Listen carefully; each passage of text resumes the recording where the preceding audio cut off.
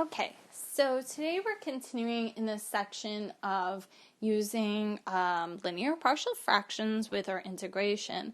And that continuation leads us into looking at improper fractions to help us integrate an expression like this one. Now, believe it or not, you have been working before with linear partial fractions. The degree of the numerator was less than the degree of the denominator, and that's what helped you write that partial fraction decomposition. In this particular problem, though, you can see the degree of the numerator is greater than the degree of the denominator. In this particular example, okay, the degree of the numerator is 3 and the degree of the denominator is 2. So definitely greater than. So what we can do is to break this down. Okay, so right now you have an improper fraction. You want to rewrite it kind of like a mixed number. And in order to do that, you need to be able to do long division. So I'm going to do that with you because that's the first step here. And then we're going to be able to have an expression, okay, in order to integrate. All right, so let's get to that. Okay, so here we go. If you look at the integrand, we have a fraction. So the denominator is going to become our divisor. And numerator becomes our dividend.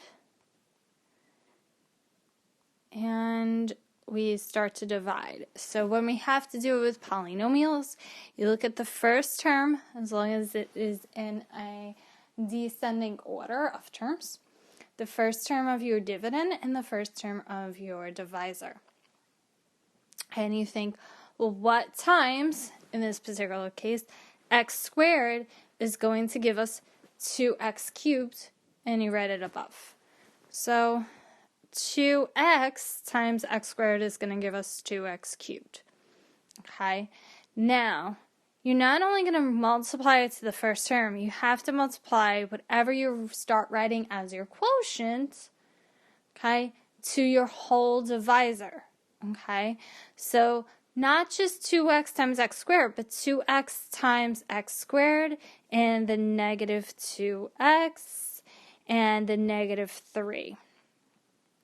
So if I multiply 2x to all three terms, I get 2x cubed minus 4x squared minus 6x. And I'm going to subtract all of these terms with the terms that I see above. Now, if you don't see a term above, it's possible that you need to put like a 0x or something like that. That's not the case here. So let's proceed. 2x cubed minus 2x cubed is 0. Negative 4x squared minus a negative 4x squared is also 0. A negative x minus a negative 6x. Okay, so remember to do that. Is going to be positive 6x minus x, which is a positive 5x. Okay, bring down the negative 3.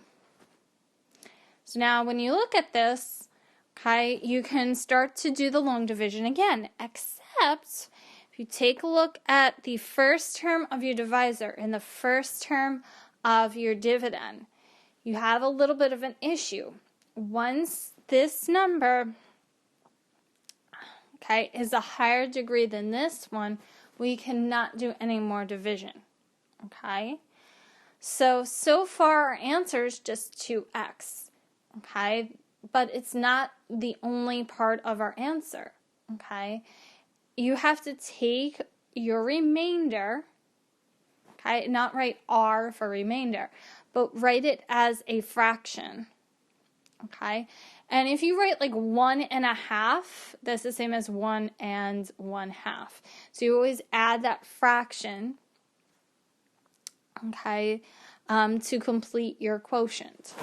So you take your remainder, 5x minus 3, and put it over the divisor, which is x squared minus 2x minus 3. Okay, So this long division helps us rewrite this expression, okay, for our integrands. So let's write it out. So an equivalent expression for this integrand is to integrate 2x plus the quantity of 5x minus 3 over x squared minus 2x minus 3 with respect to x. Now we can integrate both terms with respect to x.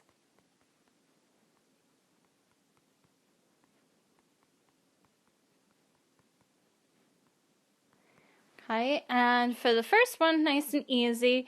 So we've used our antiderivative and we get x squared. Don't write the plus c yet. Now the next integrand, you're going to notice the degree of the numerator is less than the degree of the denominator. So we're going to use our partial fractions to help us integrate this. Okay, so we're going to have, we need dx there originally. Okay, actually, so let's start figuring out. X times x is x squared, and 3 times 1 is 3. If this is positive, if this is negative and this is positive, then the outer inner terms become negative 2x. The last term is negative 3. This looks very similar to what we have done before.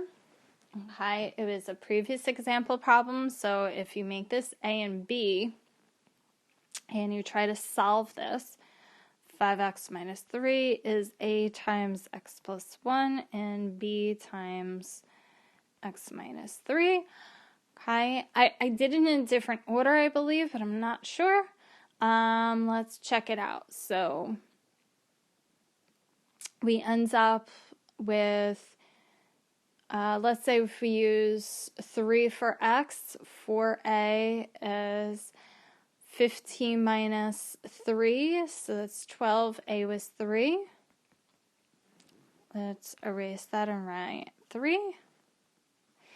And let's figure out b. So if that is true,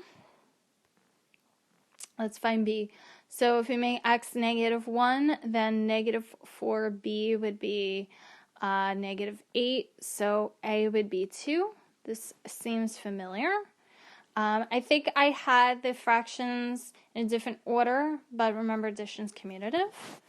So there we have it. If you're not sure if your fractions do indeed add up to this integrand here, what you can do is add up the fractions.